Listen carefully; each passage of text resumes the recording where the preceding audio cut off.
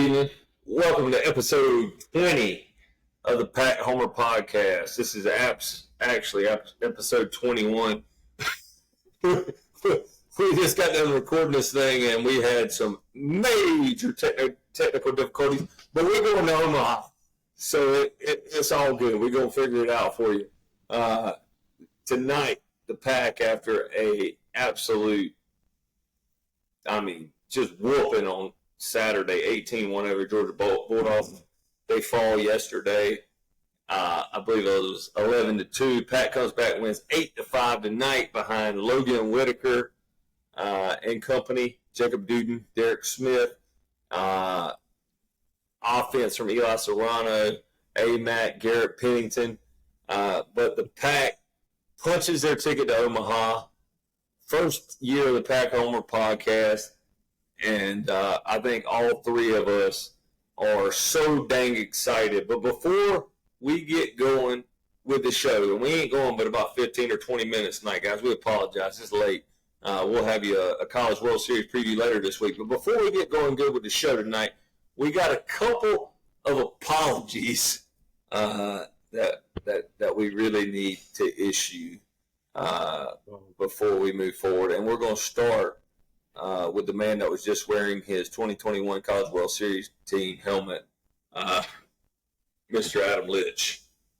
This is the helmet signed by the 2021 team. We're going back to Omaha to avenge the as Coach Avent said tonight, the travesty. So I made a long apology when we recorded this earlier, so I'm gonna keep it a little shorter this time. Be a little less sincere than it was before. But so for like the last 2 days, well, I guess really ever since yesterday, before the game, I've been ridiculing Wesley on multiple text threads, probably about like at least 4 different text loops saying that Wesley was talking about he booked his room at the Hilton, he already got his flights to Omaha because Carolina had already clinched and there weren't going to be any flights out of Wilmington if he didn't go ahead and book. And I was like, Wesley, you understand what you have done. Jinx that this calls, you never book early. So I made that point yesterday a couple of times in the 11-2 loss that we suffered. And then today, I made the point multiple times. Anyway, so especially when we were down early, I said, Wes, this is all your fault. I think I actually even said, the one bright side is all the money that Wes saved me by having already, me not having to go to Omaha. But once we did clinch, Cal was scrambling, trying to get flights for his family, hotel rooms, which have gotten outrageous. And I told him, I said, I can't believe you weren't smart enough to go and book your flights and hotel rooms beforehand. So I had already booked. I was just giving Wes a hard time. So I felt confident that the Pack was going to make it. So well, nobody was afraid of Georgia. So especially not me. So anyway, my apologies are to Wes for putting him through that suffering, not fully disclosing that I had already booked my flights and rooms as well. So never a doubt in Athens for the Pack. And here I'm sitting here probably paying the most for my plane tickets and the most for my hotel tickets because after Adam started to ridicule Wesley, who had already looked at plane tickets and hotel, I was like, well, I can't do it. That's bad luck. I can't do it. And so like right before we came on tonight, they're sitting here watching me on the screen talking to a Delta representative trying to figure out how I'm going to get my wife and kids out to Omaha. Because I'm working on the road this week, so I'm going to have to meet them out there Friday. But I can't wait to get there, not only to see them, but to see the Pac 9 in Omaha. Something that I don't know that when we started the Pac Homer pod that we thought we'd get the opportunity to see, especially in year one. So we've been here since the beginning this season, believing this team all the way. But I have an apology as well. I think. Well, before you issue that, we're acting like it's like year one of the coach, the staff, or the administration. We all faith that Coach Avery can get there. He knows how to get there. We are referring to year one of our very professionally done podcast. So That's right. Our very professionally done podcast that sometimes has to get recorded twice because we struggle sometimes with the tech. My apology, and I didn't know this day would come, but I told these fellas on the text message thread I would be willing to issue this apology if and when we make it to Omaha. And now we have punched our ticket. But I want to apologize to Coach Chrysler, who I've been giving a hard time. I don't think I've directly criticized Coach Chrysler all year, but I have been very critical of us walking folks, sometimes our pitch decisions, sometimes how we manage our staff. Guys, tonight we get to Game 3, Super Regional, College World Series ticket on the line, and we had the whole stable ready. And not only did we have the whole stable ready, we had two guys coming in after Logan Whitaker, who I will tell you just quite candidly that me, Adam, and Wesley, we've said multiple times in text message threads between us, if we want to give one guy the rock with the ball on the line or the game on the line, it's Logan Whitaker. So we had him ready to go tonight in Game 3, and then the development of Jacob Duden and the development of Derek Smith, guys that we felt like had a lot of potential all along, but what Coach Chrysler's done with the bullpen, and Cooper Consiglio, too, another guy's down there getting loose in the pen tonight.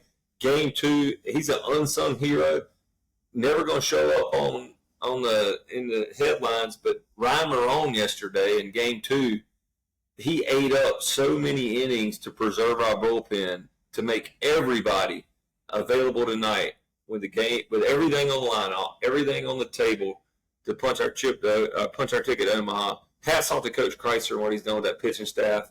Guys, it feels a lot like 2021. We had Chris Villeman and Evan Justice, where if the starter can get you 3, 4, 5, you got some horses to close the door. So I know I've been critical, but just so proud of what Coach Chrysler's done with the pitching staff. So proud of what Coach Avent's done with this team. I'm kind of speechless right now. I probably shot my wad earlier when we shot this thing the first time, but so excited about the opportunity to go to Omaha. Tonight, though, I do want to talk a little bit about tonight's game. We go down 2-0 earlier. They hit a 2-run home run, barely scrapes the wall. And I guess it was Mr. Phelps there that hit that. What was going through you guys' head when we go down 2-0? We're out hitting those guys, I think maybe 4-1 at the time. At one point in the game, we're out hitting them 9-1, and it's a 2-2 game. But when we went down 2-0, what was the vibe you guys were feeling sitting where you were sitting? I'll start with you, Wes. I mean, my first thought was I'm going to be in Pinehurst this weekend for the U.S. Open, But no. In all seriousness, I don't think I was that worried. I mean, we knew they were going to score runs. I mean, you're playing one of the best offensive teams in the United States, so we knew we were going to score runs. And like we talked about earlier, I think we had, I think the game was a 2-2 game. And we had 9 hits, and they had 1 hit. So if we were to go back to the analysis of this game, we dominated them. We dominated Georgia, whether it be D1 baseball or, honestly, I think Baseball America has given us more due than other national publications this year. But can we not have a situation where D1 baseball has the top 4 teams next year as the SEC teams? Like, I think that's a little ridiculous. I mean, there's no doubt that the ACC is just as talented and powerful as the SEC team. So I don't know that I ever worried. And of course, when Pennington came up and he hit that, I don't know what you call it. What do you call it? A nuke, a missile. To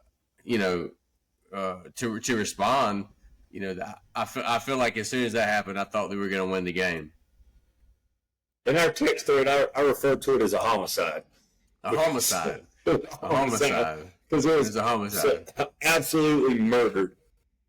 Adam, earlier when we did this, so that was the first big point in the game. Phelps hits a home run.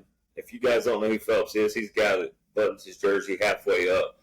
Phenomenal freshman baseball player. I'm not trying to pick on him too hard, but Yeah, he's a little bit flashy. They go up 2-0.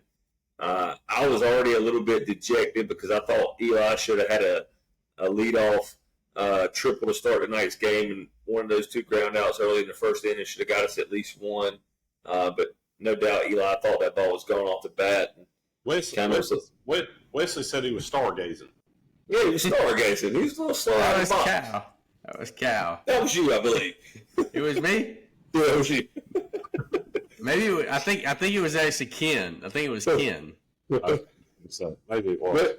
But anyway, in our group text tonight, we were a little bit disappointed. Like, man, we should have got something after a leadoff double. Next big moment in the game, after Pennington's home run, 2-2 game, we get runners on first and second. And Adam, I'm gonna let you talk a little bit just in all about the game that Eli Serrano had tonight, because the bunt there to move those guys over was huge. But I'll let you take it from here. Yeah, so that was in the top of the fourth, 2-2 game. Hebner doubles, Souls walks. Eli lays down the sacrifice, lays down the bunt, gets Hebner to third, Souls to second, and Hebner ends up scoring on the pass ball when we went up 3-2 there. So, and quite honestly, Eli doesn't get him over there, then you're relying on a 2-out hit to try to score with runners in scoring position. But thankfully, it didn't come to that. The pass ball was huge in that moment, and it's just all the more reason that runs are just so critical at this juncture of the season, right? And on this stage. Especially we obviously all felt good about once we got into our bullpen and just really looking to get that lead, trying to, obviously we're trying to armchair quarterback when we should make the change or call to the bullpen, knowing the horses that we had there in the background. But yeah, that was a huge moment in the game. I mean, Serrano was just having an unbelievable, I think there's no question about that he has helped his draft stock a lot the last couple of weeks. I mean, he's arguably, our buddy Alex G, was saying his stats over the last however many games. I mean, he's absolutely on fire. And not only that, but just playing unbelievable defense. I mean, that catch that he made tonight on, in my opinion, what was going to be a game-tying 3-run home run, and he caught the ball in center field right at the wall. Great play. It was going to be really, really close. It could have easily gone off his glove and gone over. I mean, the guy's so tall, you could tell how short the wall was out there. And I thought really that was one of the big differences in the two teams. Obviously they had a lot of star power and a lot of long ball, home run power. I don't remember if it was the Phelps or the Condon home run that they said was their 150th of the season. I mentioned earlier that we said, wasn't that long ago, Cal, you brought up if you want to see a team that hit 100 home runs, Georgia's got 150.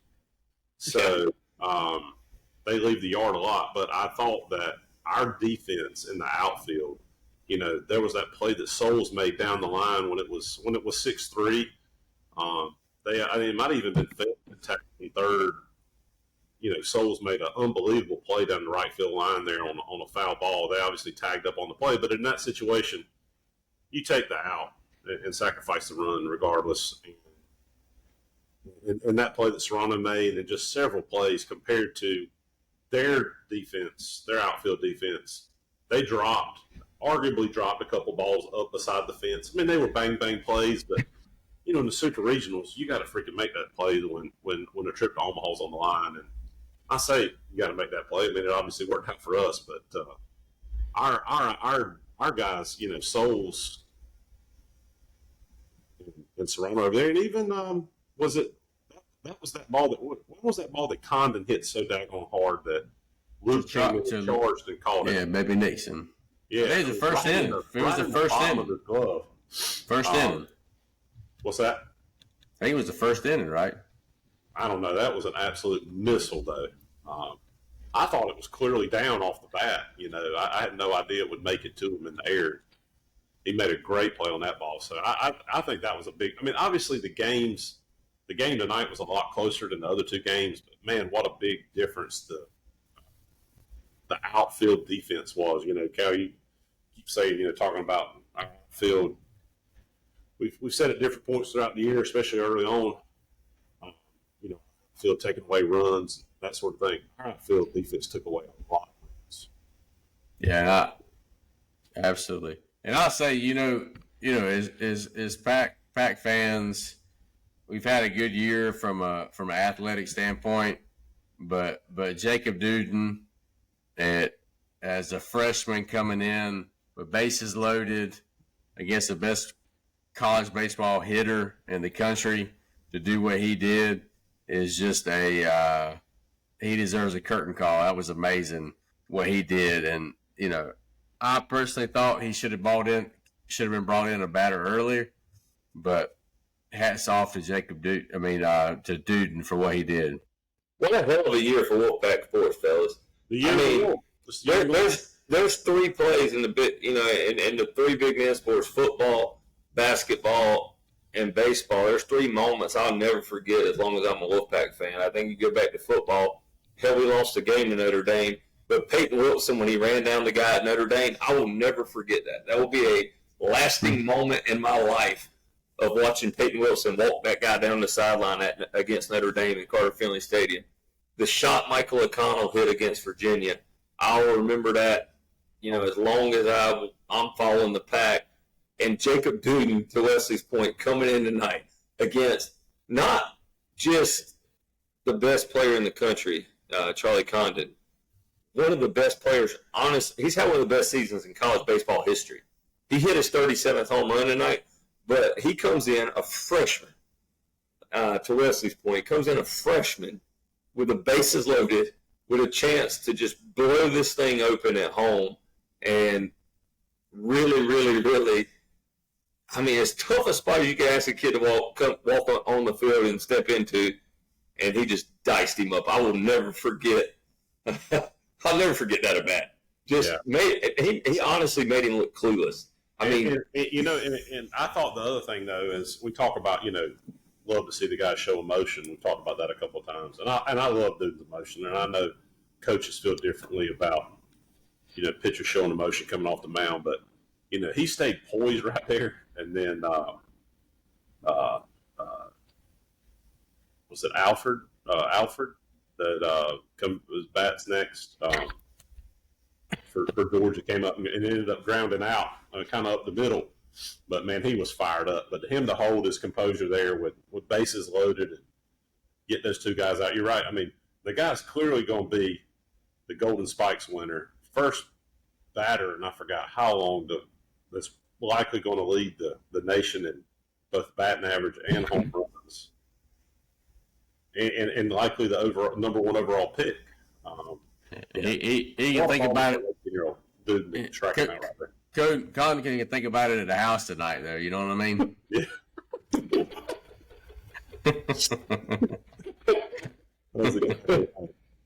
Bases loaded, 4-2 game.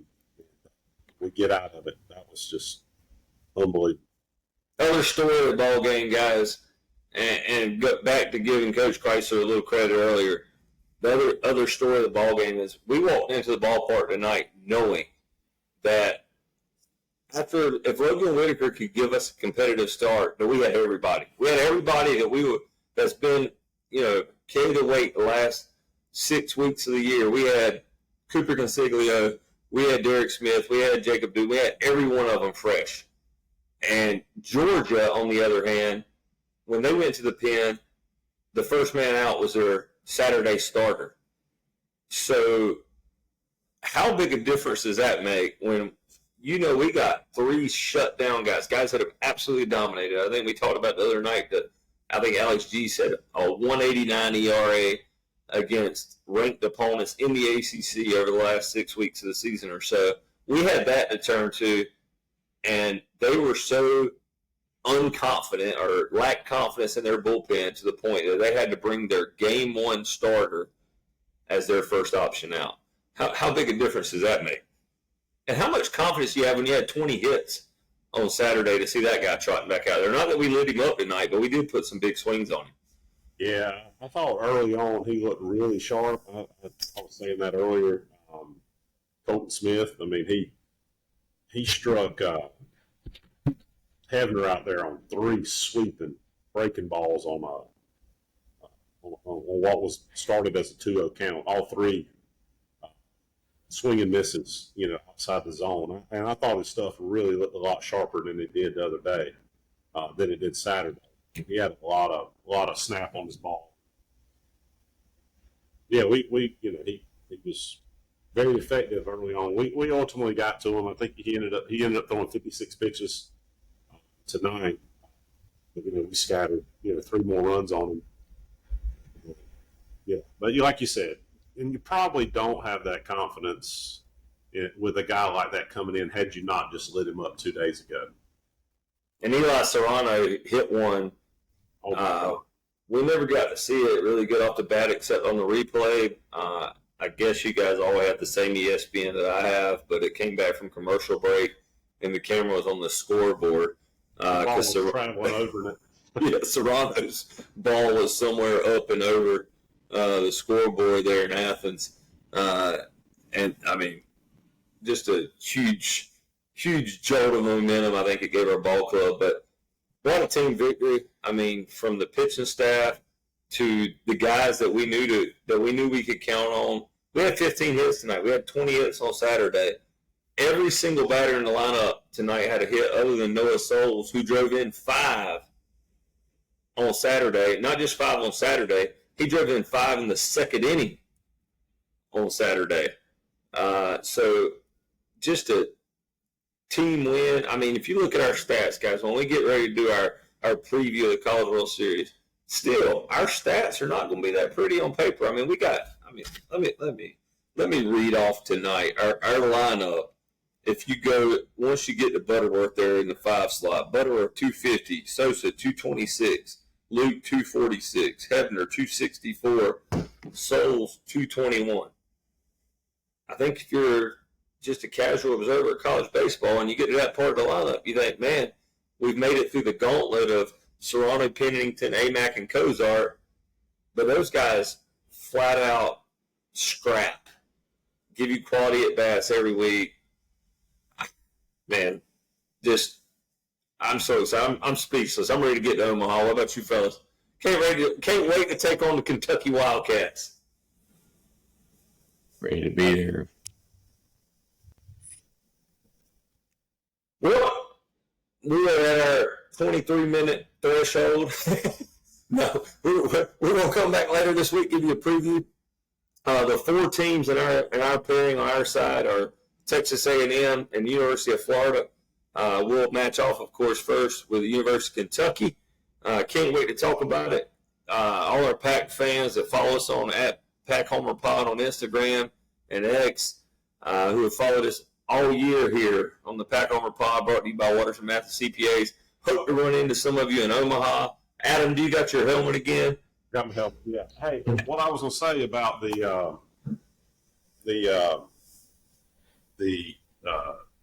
said it earlier, the in-game interview that Avent gave. I say in-game, the after-game interview that Coach Avent gave on the field.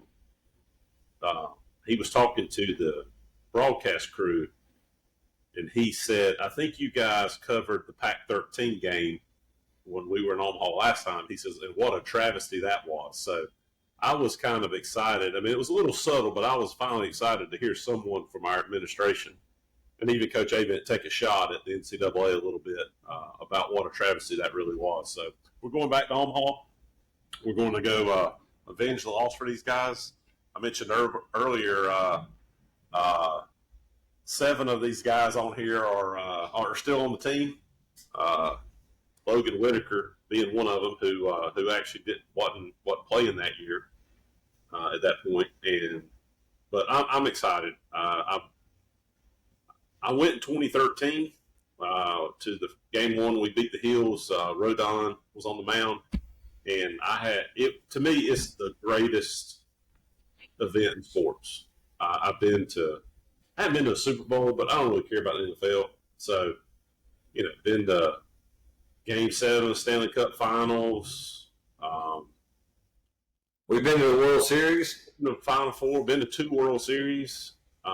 but there's just nothing that compares in sports to me. Been to all the majors in golf. Well, I guess except the British Open, but there's just nothing that compares to the College World Series. So I said in 2023 or 2013 when I went that I would never miss it again. In 2021, obviously, I didn't go opening weekend. Had plans to go when they kicked us out. So it was a travesty, Coach A-Vent. I agree with you. But I'm excited to get back there and avenge the loss.